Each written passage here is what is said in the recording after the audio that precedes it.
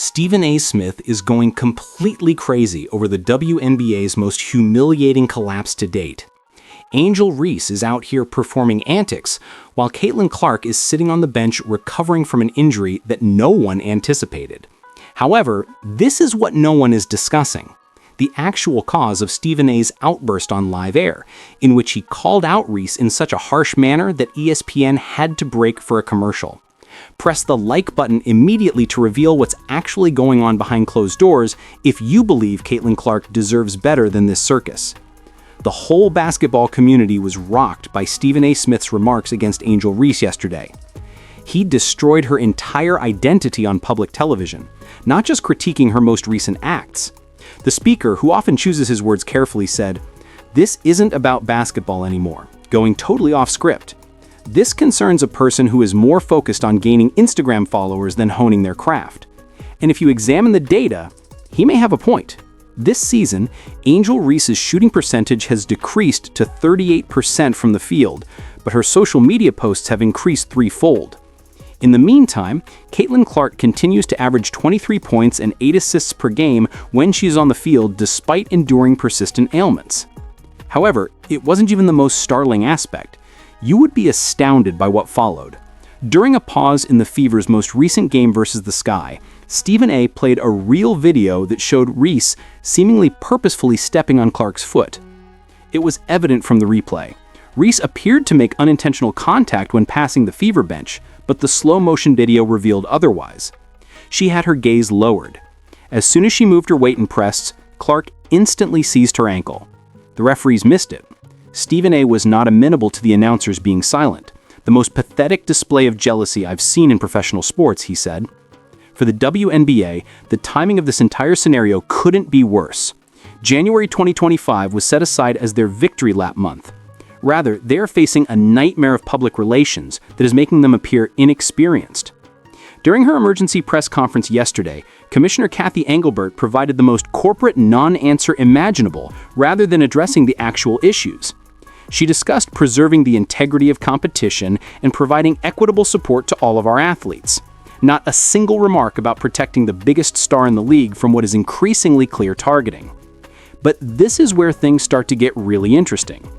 Caitlinclark's injury may not be as simple as the Indiana Fever is making it sound, according to people close to the team. Although a quad strain requiring 2 weeks of rest is the official diagnosis, insiders are speculating about something far more serious. It seems that during the season, Clark has been battling a number of minor injuries that resulted from what one source referred to as unnecessary physical play that crosses the line, rather than from typical basketball plays.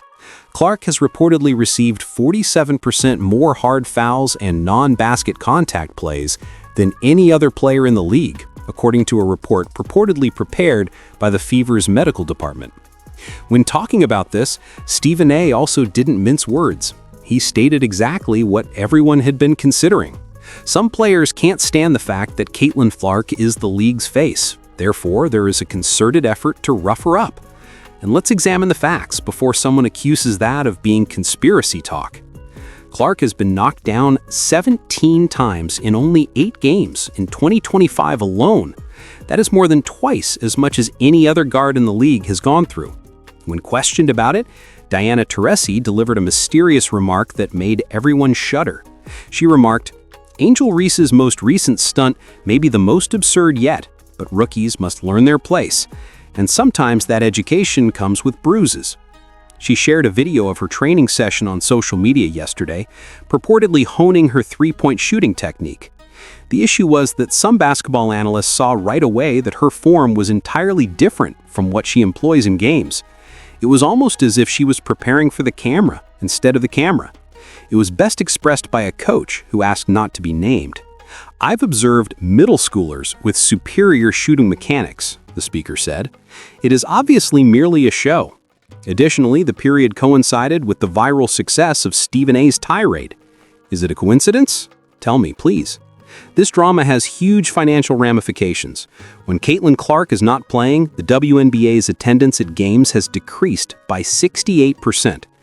It's not only a bad figure, that collapse is cataclysmic. According to reports, sponsors are growing uneasy. since 3 major brands are reportedly considering renouncing their alliances if the league is unable to safeguard its best players. We invested in the Caitlin effect, not in watching her get beaten up every game while the referees look the other way, a marketing executive told reporters off the record. However, Angel Reese attempted to play the victim during her news conference that really riled Stephen A. She asserted that she was being treated unfairly by the media and that she was merely playing her game. The reaction from Stephen A was harsh. He looked at her data, which showed that she averaged 11 points on 38% shooting, while still managing to publish 17 Instagram stories per day. He quoted, "When you spend more time curating your image than perfecting your craft, don't be surprised when people call you out for it." It was unavoidable to draw comparisons to Caitlin Clark. Clark doesn't post much on social media, avoids drama, and lets her game speak for itself. When former WNBA players began to voice their opinions, the situation became even hotter. Stephen A wasn't amenable to Cheryl Swoops, who had previously been vocally critical of Clark, defending Ree by arguing that the young players require time to mature. He pointed out how, ironically, Swoops neglected to bring up Clark's accomplishments when talking about rookie records and the way she has continuously minimized Clark's contribution to the league. The producers had to step in and shift the subject because the back and forth became so heated. However, it is something that no one is discussing. The other members of the Indiana Fever are beginning to speak up. In an interview, Aaliyah Boston, Clark's teammate and staunchest ally, tactfully but unmistakably voiced her displeasure with the way the referees are officiating games. She quoted, "When you see your teammate taking unnecessary hits every single game and nothing's being done about it, it's hard to stay quiet." Even more blunt was Sophie Cunningham, who shared the following comment on social media. "Some people are more interested in causing trouble than winning basketball games." At this point, conspiracy theories are raging. To be honest, some of them no longer appear to be that insane. According to rumors, some older players got together before the season to speak about how to properly handle the Caitlin Clark problem. One unnamed insider said the conference included talks about ensuring that the Clark, quote, doesn't become overly cozy. The WNBA Players Association said they don't comment on private player meetings in response to a question about this. That isn't really comforting. When Stephen A spoke directly to the league, it was his most impactful moment. You have a once-in-a-generation talent who is attracting millions of new fans to your sport, and instead of protecting her, you're allowing envious players to run her into the ground. You will be held accountable if Caitlin Clark suffers severe injuries as a result of your carelessness. The momentum of your league is also dead. Although those are powerful statements, it's difficult to disagree with his reasoning when you consider the data. This morning, the most recent development was revealed, and it's shocking. It seems like Caitlin Clark's team is considering formally complaining to the league concerning player safety. This would be the first time. And essentially, a star player is criticizing the league as a whole for not protecting them.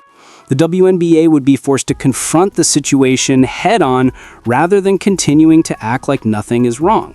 And the legal ramifications might be severe. Angel Reese, meanwhile, keeps going deeper into herself.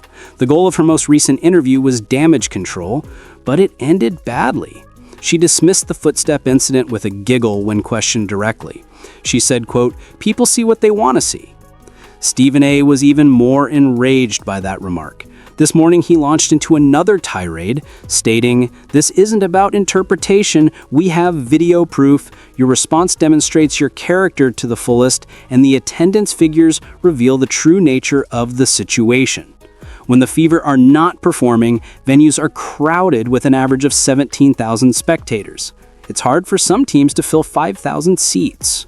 Last week, the Phoenix Mercury had to distribute free tickets to make their arena appear respectable on television. According to an anonymous team executive, we're back to being a niche sport that loses without Caitlin Clark. Annually, the potential long-term harm to women's basketball is what's truly alarming. The league is doing nothing to stop young girls who began watching because of Caitlin Clark from witnessing their idol being singled out. Parents are wondering if they want their daughters to participate in a league that seems to support this kind of minimized behavior. In certain places, the number of young basketball players registering is beginning to level off after increasing due to the Clark effect. Another great point that everyone appears to be missing was made by Stephen A. Instead of embracing their meal ticket, the WNBA are behaving like a small-time operation when they should be thinking big picture, he said.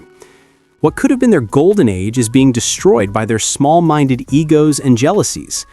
He likened it to what would have happened if the NBA had permitted players to harass Michael Jordan in the 1980s because they were envious of his fame. Consider the current state of basketball if that had occurred. The overwhelming response on social media has been in favor of Stephen A. #safeguard. For 3 days in a row, Caitlinclark has been in the spotlight. Numerous fans are criticizing Angel Reese, pointing out the absurdity of her attempting to target the league's biggest player while professing to be about women supporting women. Celebrities are also speaking out, with a number of well-known athletes from different sports voicing their disdain at the situation. Here's the worst part, though. Caitlinclark may not recover from this injury as soon as anticipated, according to news sources.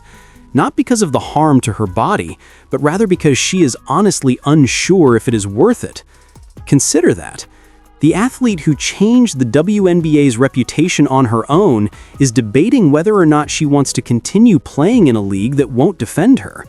Nothing will wake up the execs if that doesn't. Additionally, the money trail is noteworthy.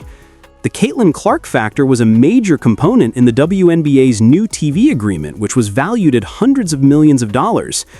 Those figures don't add up without her. According to reports, networks are already holding urgent meetings to discuss backup plans in case Clark's absence lasts for an extended period of time. We didn't pay for the WNBA. We funded the WNBA. And Caitlinclark. Perhaps Stephen A.'s most foreboding remarks were his last ones on the subject. According to him, the WNBA is currently at a turning point. They have two options. Either they will keep their golden goose safe and follow her to mainstream success, or they will allow ineptitude and jealousy to destroy everything they have worked so hard to achieve. Although it looks like a no-brainer, I wouldn't wager on them making the proper option given their past performance. Everyone is watching to see what occurs as January 2025 progresses. Will the league act to safeguard its biggest star at last? Will Angel Reese carry on with her attention-grabbing stunts? Above all, will Caitlinclark return as the same player, or will this needless targeting have affected her? Stephen A., one thing is certain. Smith will not keep quiet about it. He has pledged to continue pointing out the absurdity until something is done. We'll be covering every development as it occurs, so if you're as annoyed by this whole thing as Stephen A. is, be sure to subscribe and click the notification bell. The WNBA is no longer able to ignore this. Additionally, there are voices like Stephen A. who are not going to back down. Perhaps change is finally on the horizon. If you believe the league should intervene right away, or that Angel Reese should apologize to Caitlinclark, please leave a comment below.